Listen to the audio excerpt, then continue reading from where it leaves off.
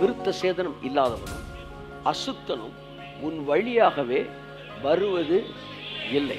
அதனால இனிமேல் உங்களுக்கும் பிசாசுக்கும் எந்த ஏரியாலையும் நீங்க அவனை பார்க்கறதுக்கு வாய்ப்பே. அப்படிதான் பைபிள் சொல்லு.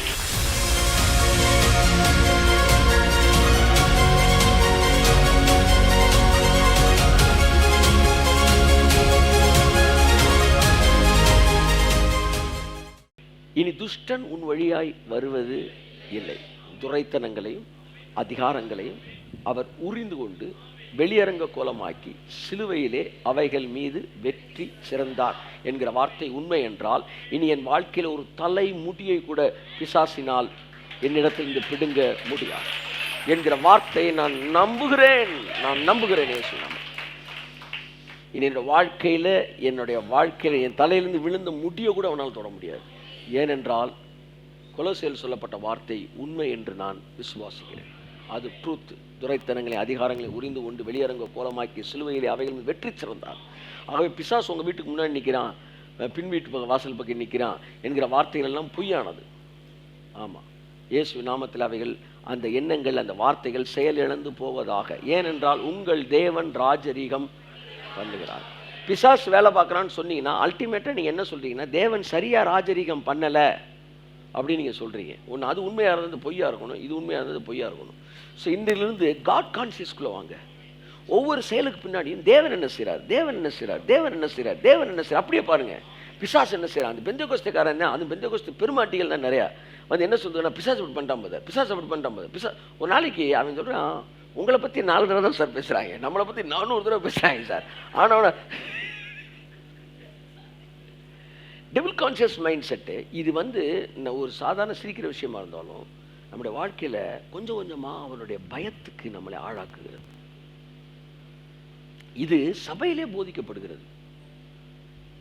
ஆனால் பிசாஸ் என்பவன் அவன் வல்லமை அற்றவன், இனி விருத்த சேதனம் இல்லாதவனும் அசுத்தனும் உன் வழியாகவே வருவது இல்லை.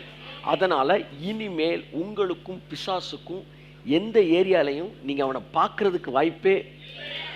அப்படிதான் பைபிள் சொல்லு. பிசாசை நீங்க பார்க்கறதுக்கு வாய்ப்பு இல்லை.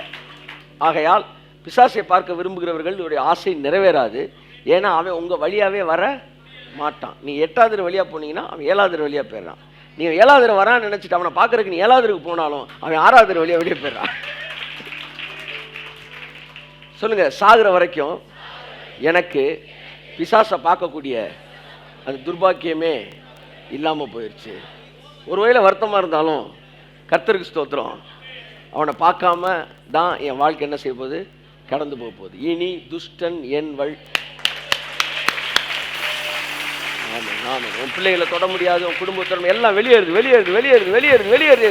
The moment you understand the truth start overruling the fact. சொல்லுங்க, சொல்ல இதுவரைக்கும் எந்தெந்த பகுதிகளெல்லாம் அறியாமையினாலே பிசாசை நீங்க அனுமதித்திருந்தீர்களோ, எந்தெந்த பகுதியெல்லாம் அறியாமையினால இருள் உங்கள் வாழ்க்கையில் ஆளுகை செய்து கொண்டிருந்ததோ, இல்லை எனக்கும் பிசாசுக்கும் நீ சம்பந்தம் என்பது இல்லை என்பது வேதம் மிக தெளிவாய் சொல்லி இருக்கிறபடினாலே, இனி துஷ்டன் என் வழியாய் வருவது இல்லை என்று வேதம் தெளிவாய் சொல்லி இருக்கிறபடினாலே அந்த வார்த்தையோடு இப்பொழுது நான் இணைக்கப்படுகிறேன். அந்த வார்த்தையை நான் நம்புகிறேன், அந்த வார்த்தையை நான் புரிந்து கொள்ளுகிறேன் என்று சொல்லுகிற மாத்திரத்திலே இதுவரை எந்தெந்த பகுதிகளெல்லாம் அசுத்த ஆவிகள் பிசாசுகளின் இருள் உங்கள் வாழ்க்கையில் மூடி இருந்ததோ அவையெல்லாம் இந்த நிமிஷத்தில் விலகி ஓடுகிறதை உங்கள் கண்கள் இயேசுவின் நாமத்தினாலே விலகி ஓடுகிறது. உங்கள் வாழ்க்கை பார்க்கும்.